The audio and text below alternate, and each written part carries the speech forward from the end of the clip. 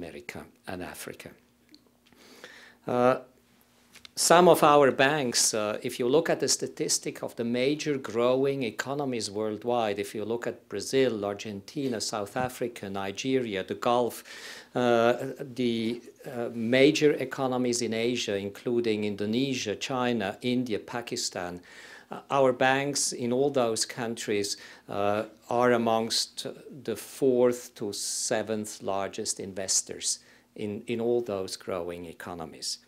So just to underline with those figures, we are a European country, heavily relating to the big creation of the European Economic Area and the European Union.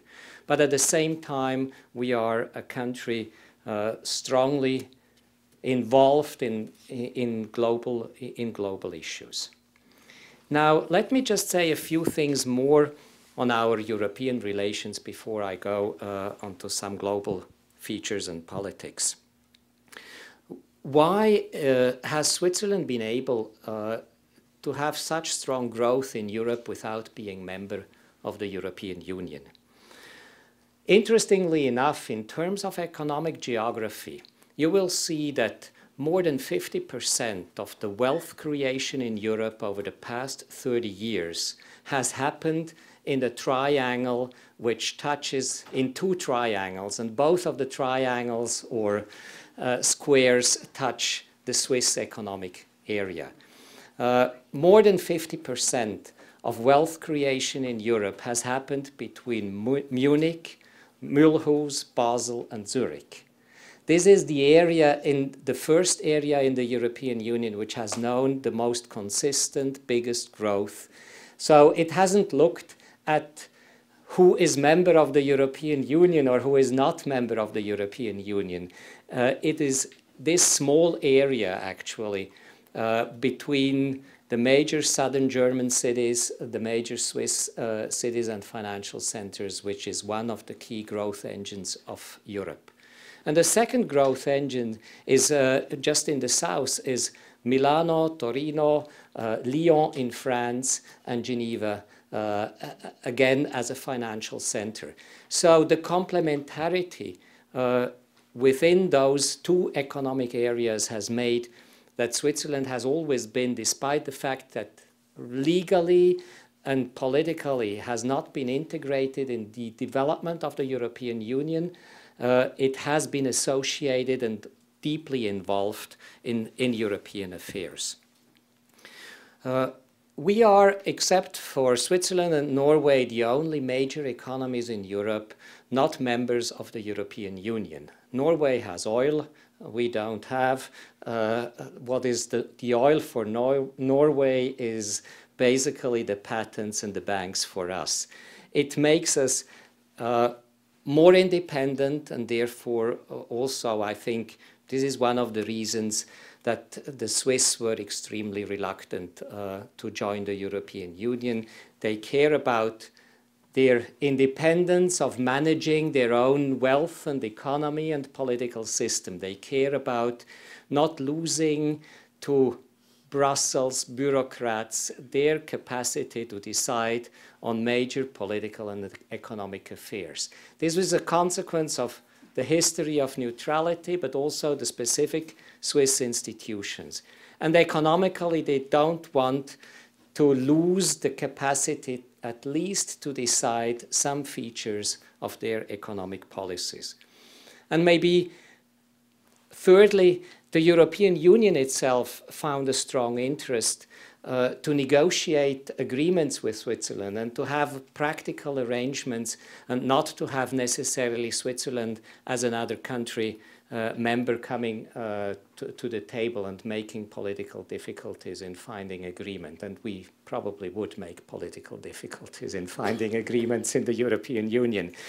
So these are some of the reasons. The quest of having political independence and the political system protected. At the same time, the ability and interest, the ability of Switzerland, the interest of the European Union and Switzerland to agree on specific agreements on an autonomous basis and not to have us integrated in the European Union, which leads to the state in which we still are today, that we have a lot of bilateral agreements with the European Union, de facto making us part of the European economic space, but at the same time preserving a lot of independence in terms of how we organize our political system.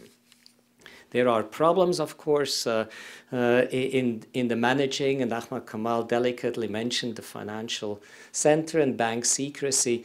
De facto today, Swiss banking legislation is, except for one or two details which might be important, more or less important, how you judge them, but they are very much integrated into a European legal framework. So despite this fact, the Swiss financial system has maintained an important role also because it is a space not integrated and not associated to the euro era. So the independence of the Swiss franc has also remained one of the important features shaping our very special relationship with Europe.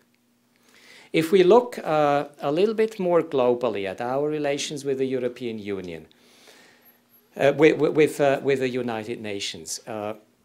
As has been said in the introduction, indeed, the fact of the very special development Switzerland has taken historically in Europe, the special institutions we have, the referendum, the direct democracy, the ability to submit everything you like with 50,000 signatures to popular referendum and to challenge the government on each and every decision with 100,000 signatures.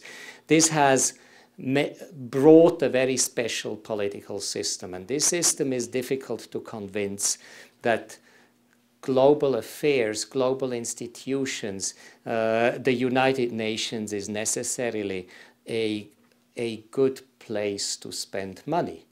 For many decades after 1945, the Swiss basically found that it was not worthwhile investing because they didn't see what the United Nations would bring to them and whether the United Nations would really have a positive impact on many of the developments. This has changed, I think, in particular after the breaking down of the Cold War walls and the changes in Europe. And this is at the origin of a major political shift, also in Swiss domestic as well as international relations. And as long as the process of convincing the population about the value of multilateral global structure, about the value of the United Nations, about its positive influence on peace, development, human rights, and humanitarian affairs, this has taken some time to convince in public debates and town hall meetings and referenda the values of this organization. But finally, in 2002, we managed to have a popular majority and the majority of all the cantons in support of Switzerland joining the United Nations.